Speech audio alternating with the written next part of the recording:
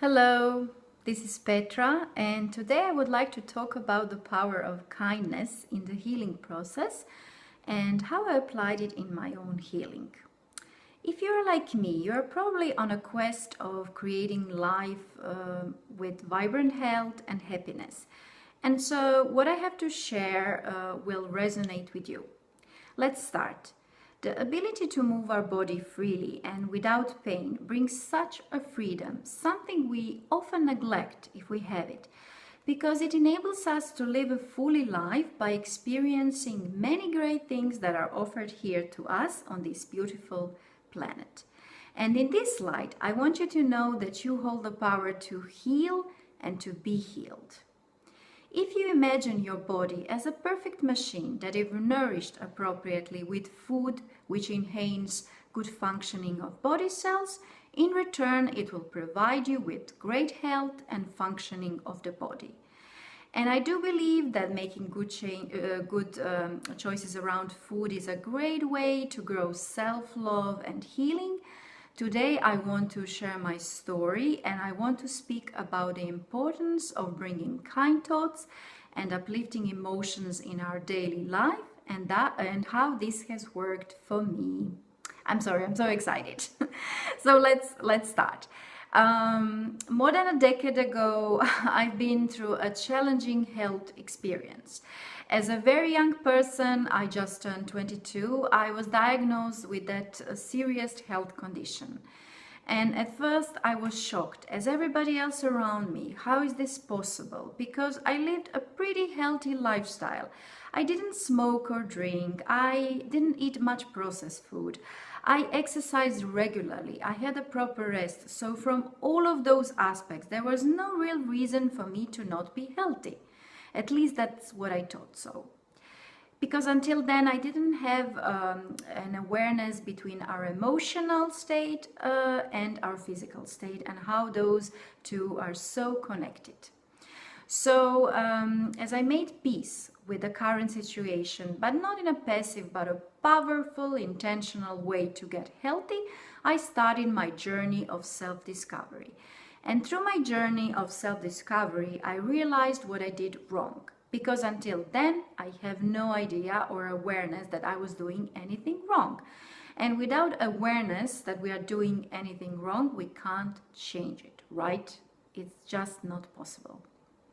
So I realized I wasn't kind to myself. I was limiting myself in many ways, like many people do, because of family and societal imposed limiting beliefs, where there's still perception that suffering is a virtue and the concept of self-love is a flaw.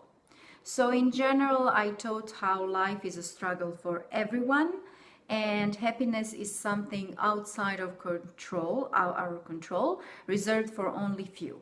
When in fact, it's quite the opposite. Health and happiness are our natural state. Nobody teaches you this in school, unfortunately.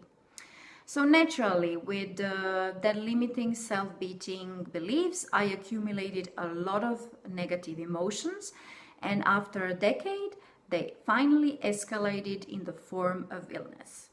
But when I was faced with a diagnosis, I had such a desire for life and I just wanted to start all over again with those new insights. So I gave myself a year to get better and to heal myself completely. You see, I didn't just want to get healthy. I wanted to become healed, especially because I realized that the connection between emotional and physical health. So I really wanted to go deeper and heal myself completely on this deep level. So as I was lying in the hospital, I reached out for books and music that inspired me to dive into myself. And I discovered there is so much more to life than what I've been aware till this young age. Suddenly, a whole new area of well-being and spirituality opened up in front of me, and this was such an exciting and uplifting experience, and it was a quite new concept of living to me. So only then I began to understand, and through this understanding I've developed a sensitivity between patterns of health and illness. And I've come to the conclusion that without a commitment to taking a holistic approach and looking at all aspects of our lives by utilizing our own power to improve them, as much as healthy habits and diet alone are important, sometimes bringing almost immediate results, they alone are just not enough for that deep healing.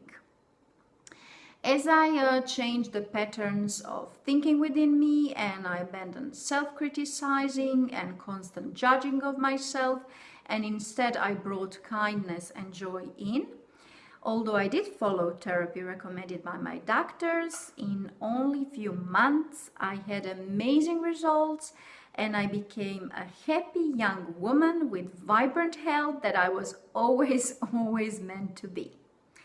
And so naturally after my healing, I just wanted to move on and forget about it. So I spoke only with my inner circle. But I must say, although I decided to do it in that way, I did share it with many who I found are in need or could use it. So somehow, without even wanting it, I became a shining light for many who found it inspiring and uplifting. And so through years, many times I've been asked, when will I start to share my story wider? And that is when I realized it could help somebody somewhere on their path of healing. So I finally decided to share my story broadly by posting this video. And I want to say there is no true healing without awareness of body-soul unity. Through appreciation of life and all that is, comes this awareness of our body. I like to use the phrase our temple because our body is really our temple where our soul lives and should be treated as such, as a temple. So again, I want to put emphasis on acting from that inner, kind, divine place, soul. And I want you to, this is actually our natural state of being, and I want you to include it in every possible moment. I want you to spend as much as possible in that natural state of being. So how to do that? Well, first you can start by being kind to yourself, by choosing kind words, kind thoughts, by interacting with kindness and understanding, and by planting kind, uplifting emotions. Kindness not only makes our lives better, like improved health and personal success, but also leads to making a world a better place in general. So when you apply it, soon you'll see changes, but you have to do it in the long term. When we distance ourselves from our natural state of being, our soul, we become unbalanced. And this is a unnatural, unhealthy way to live, creating conflicts within ourselves and the world around us. But when we remove the ego from the equation, we step back to that natural state of being and we lose the need to always be right, we stop being fearful, or we stop seeing everything as a threat. By making the connection between our thoughts, our beliefs, our physical health and life circumstances, we find that instead of just being passengers, we become the drivers in our lives. And this awareness can make profound and meaningful changes in many aspects, which will then be reflected in our own health. This is a powerful way to not only experience healing, but also empowering life, the one we are supposed to live and strive to. I really want to help people in getting their power and optimism back. So soon I will be launching my blog, where you'll find interesting topics about well-being, spirituality, and traveling. Why traveling? I love this because it is a great way to learn about not only myself, but about the world and extend horizons. So here I will also share my story in more detail, and I will share this with you as I evolve. Until then, if what I have to say will light a sense of hope within somewhere, inspire them or help them to start transformation by bringing joy and kindness in, or simply remind of our birthright to be healthy, then I believe my purpose of serving has started. Remember, we hold the power to heal and to be healed. Thank you so much for listening, and I would love to hear from you down in the comments section below.